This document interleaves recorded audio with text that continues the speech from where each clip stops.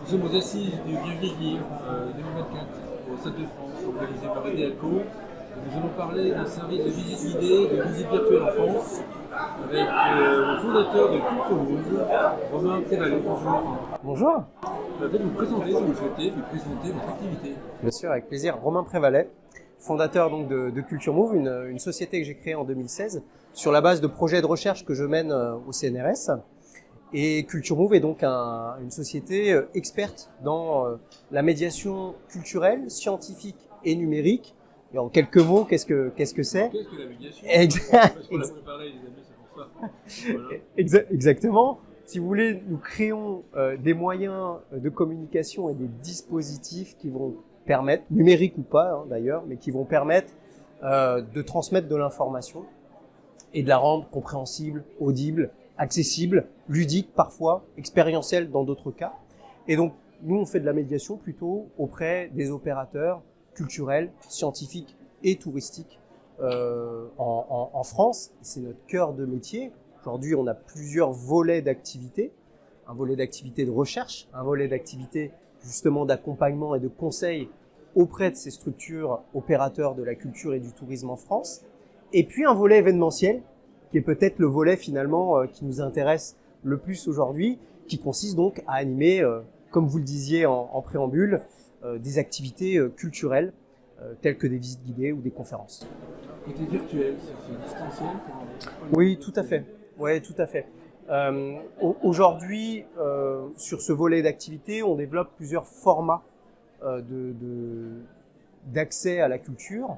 On a parlé de conférences, notamment, et on développe aussi 2 formats de visites guidées à distance, grâce au numérique, donc virtualisée d'une certaine manière, la visite guidée en ligne et la visite virtuelle commentée. L'ensemble de nos formats sont toujours commentés par un intervenant ou une intervenante, très souvent des professionnels de la culture, des guides conférenciers certifiés du ministère de la Culture ou des médiatrices et médiateurs culturels et scientifiques qui vont intervenir donc en direct, en live, en utilisant à distance, en ligne, directement sur notre plateforme, des outils de communication, de partage et de visualisation d'un objet dans une vitrine de musée, d'un parcours dans un musée, d'un parcours en extérieur dans une ville, dans un parc, etc. Et l'idée, c'est évidemment de faire tout ça en direct pour privilégier... Voilà, exactement.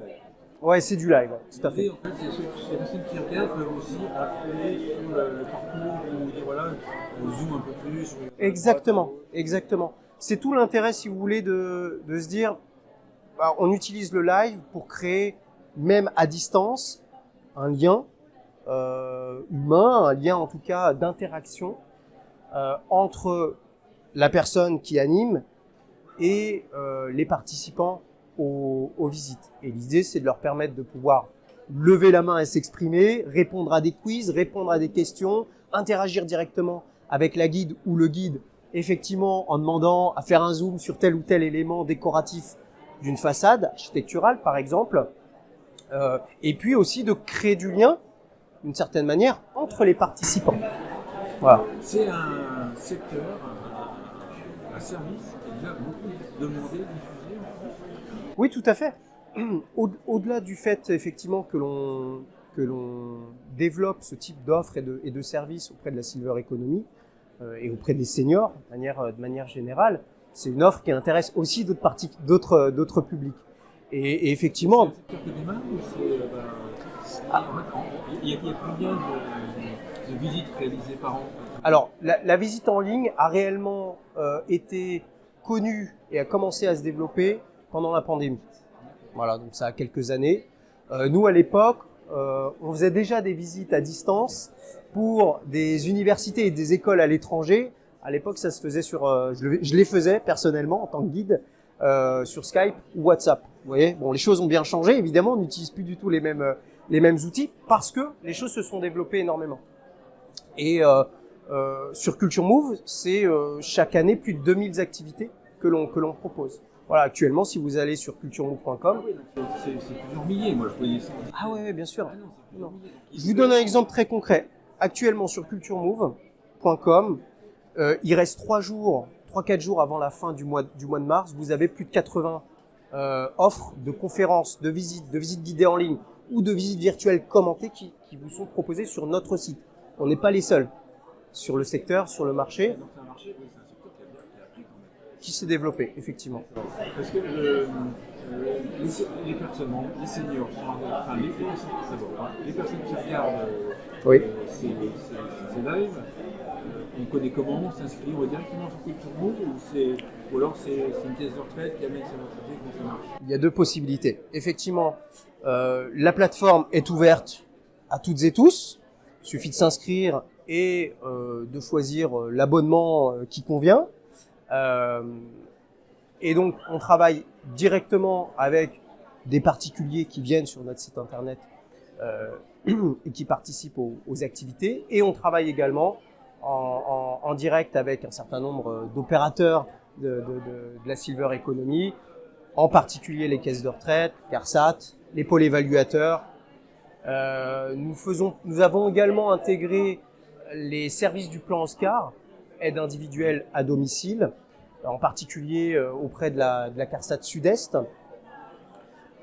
Et puis, on a vocation à travailler aussi avec des associations locales. On n'a pas parlé encore des intervenants, mais nous, on intervient partout en France, en s'appuyant notamment sur le tissu de professionnels locaux et en particulier les associations avec lesquelles nous travaillons.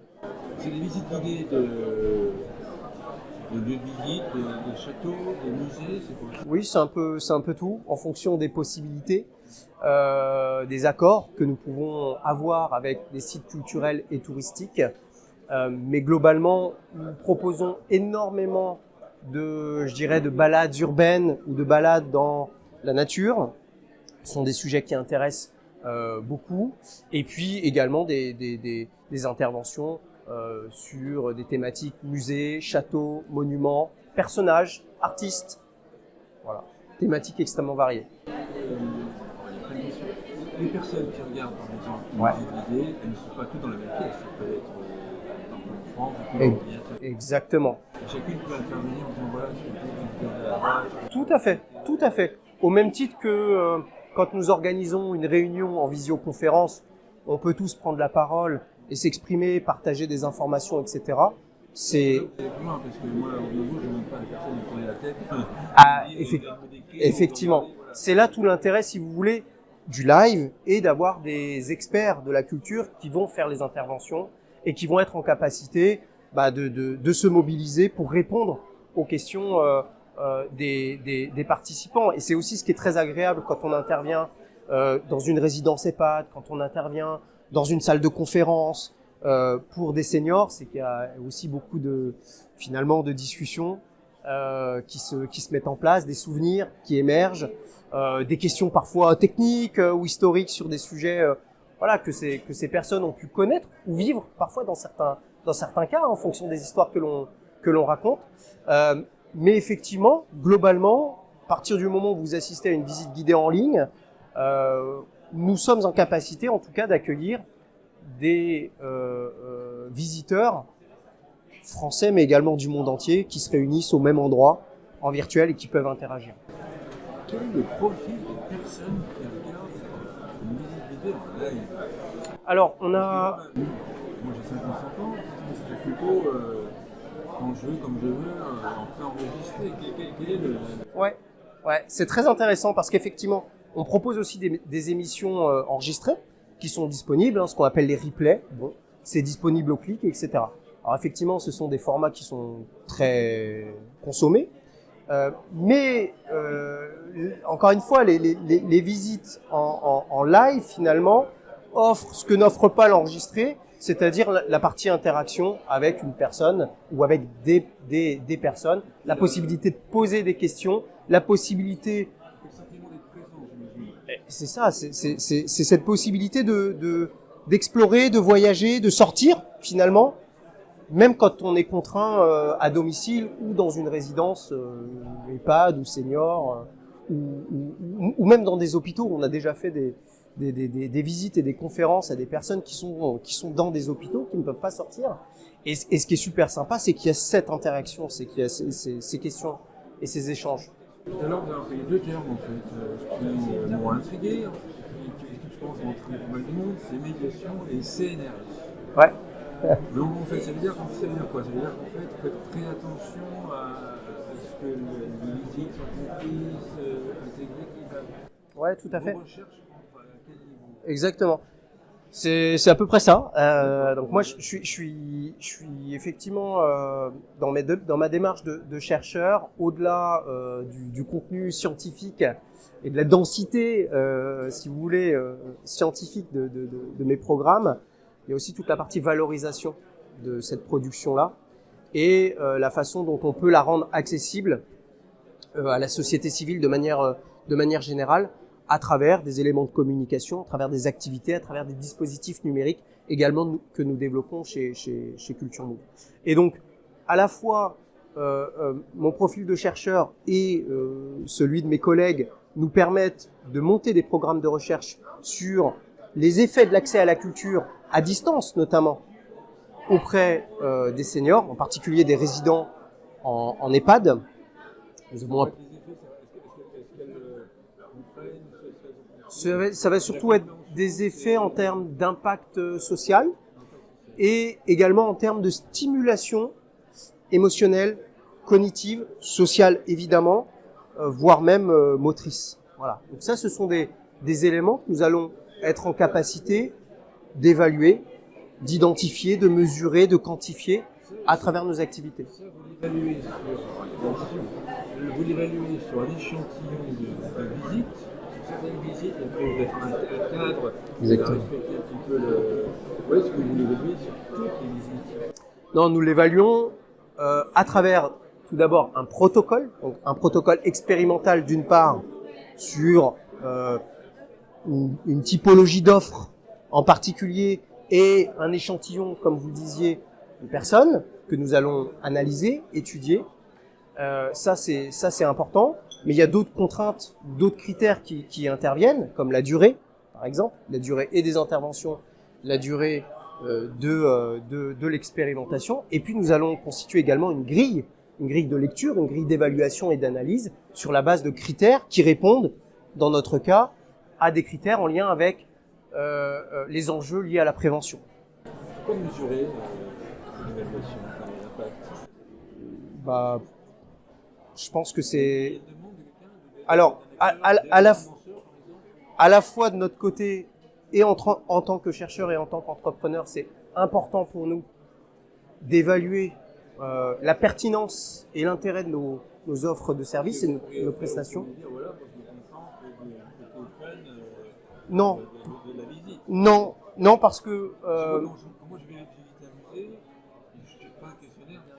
c'est vrai. Mais nous, on considère que la culture, c'est effectivement une activité de loisir et de divertissement possible, activité de tourisme, mais pas que. Et c'est aussi une activité qui permet d'acculturer, d'éduquer, de sensibiliser, de toucher les sens, les émotions, et de ce fait, de répondre à certains enjeux de la prévention auprès des seniors. C'est aussi là-dessus que nous travaillons, et c'est aussi là-dessus, sur ces aspects-là, quand nous communiquons et avec des seniors, et avec des CARSAT, et avec l'assurance retraite, et avec des résidences, des EHPAD, etc. Ce que nous leur proposons, c'est pas juste un outil de loisir, c'est un outil de prévention. Voilà. Quand vous allez voir une personne, vous répondez à un appel d'offres. Oui. Comment est-ce que vous leur prouvez que votre métier en fait a une influence sur la prévention? C'est justement via votre web entre autres, via l'état de l'art, via les bonnes pratiques qui existent, qui sont pas uniquement celles de Culture Move. Hein.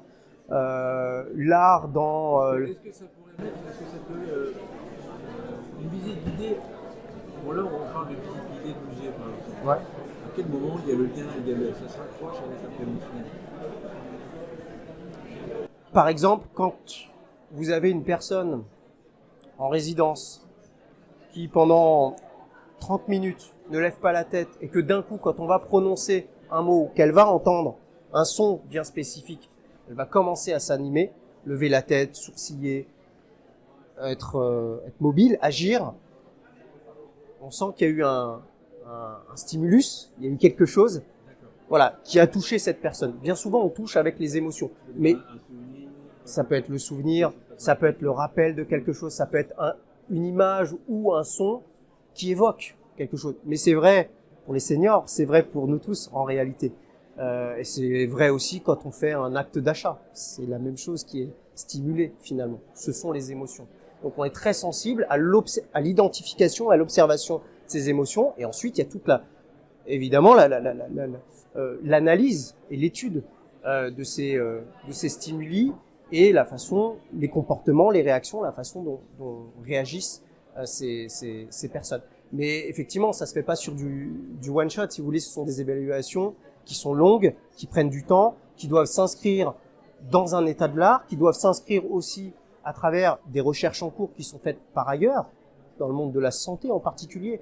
On parle d'art-thérapie, on parle de musicothérapie, nous on va plus loin. Et on n'est pas les seuls quand on parle de muséthérapie, d'archéothérapie, enfin on peut inventer tout un tas de choses.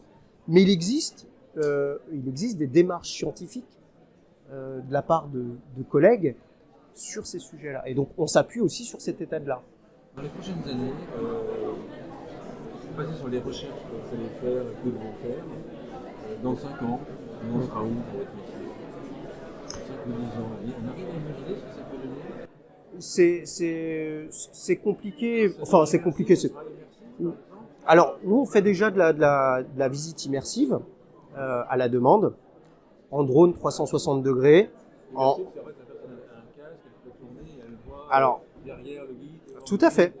Ça peut se faire. Donc, si je reprends l'exemple d'un drone qui filme un château, par exemple, à 360 degrés et que par-dessus l'image du drone, on ajoute le commentaire d'un guide ou d'une guide, on peut le diffuser sur grand écran, sur petit écran, sur smartphone, etc. Mais également dans un casque de réalité virtuelle. Donc, effectivement, ce sont des technologies qui permettent de créer des expériences plus immersives, qui ne sont pas forcément toujours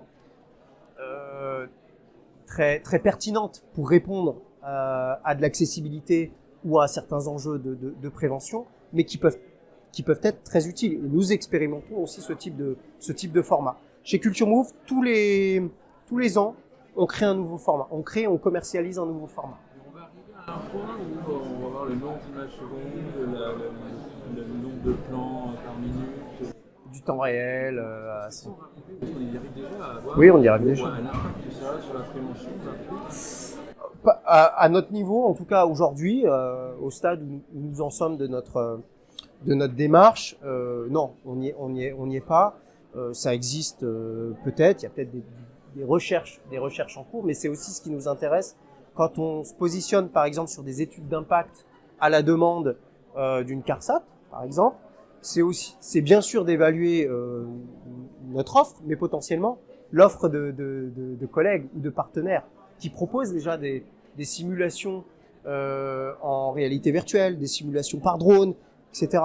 Donc l'idée c'est d'aller plus loin, confronter les études, les analyses, les résultats, pour pouvoir aussi sortir des schémas, des tendances, et ça permet aussi in fine à la fois d'orienter certaines décisions en matière de prévention, et puis aussi d'orienter l'offre. Une conclusion ou un point que vous voulez rajouter? En conclusion, merci de m'avoir interviewé et j'apprécie beaucoup. Et rendez-vous donc sur culturemove.com pour tout un tas de découvertes. C'est Romain Prévalet, je rappelle que vous êtes le fondateur de Culture Move. Merci beaucoup.